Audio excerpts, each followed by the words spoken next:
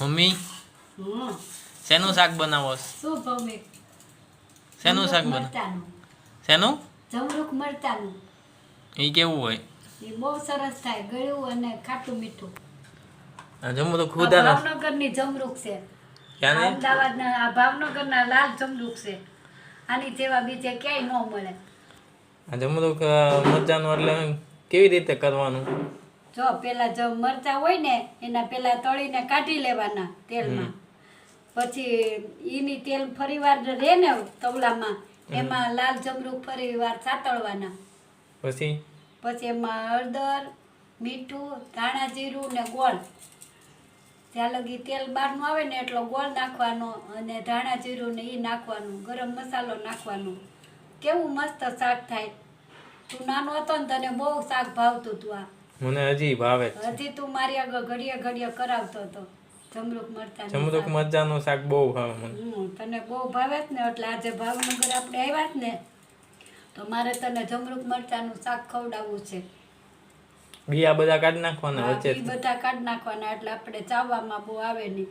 અને આખા ચીરિયા રાખવાના? હા, આખા કટકા નહીં કરવાના. કટકા કરીએ ને તેમાંથી બી છૂટા પડી જાય નાના બટકાથી. ઠીક. એટલે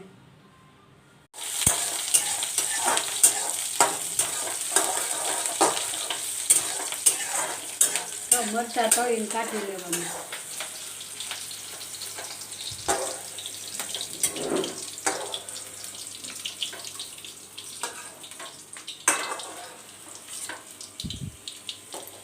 હવે જમરૂખ નાખવાના કે મસાલો? જમરૂખ નાખવાના. આવે મરચા તળાઈ ગયા, મરચાં તળીને કાઢી લેવાના. જમરૂખ પછી જમરૂખ થઈ જાય ને શાક પછી એને ફરીવાર ઉપર નાખવાના.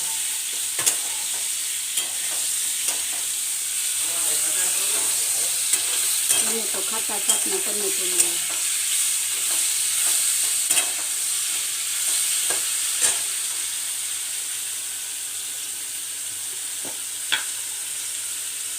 હવે મીઠું નાખાય ને એટલે તરત જમરૂખ ગોળા થઈ જાય, ગળી જાય,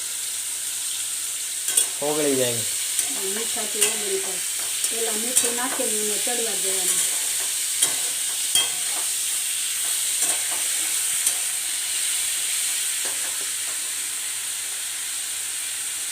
ફૂલ ગેસ રાખવાનો? ફાસ્ટ ગેસ રાખવાનો? ધીમા ગેસે કરવાના.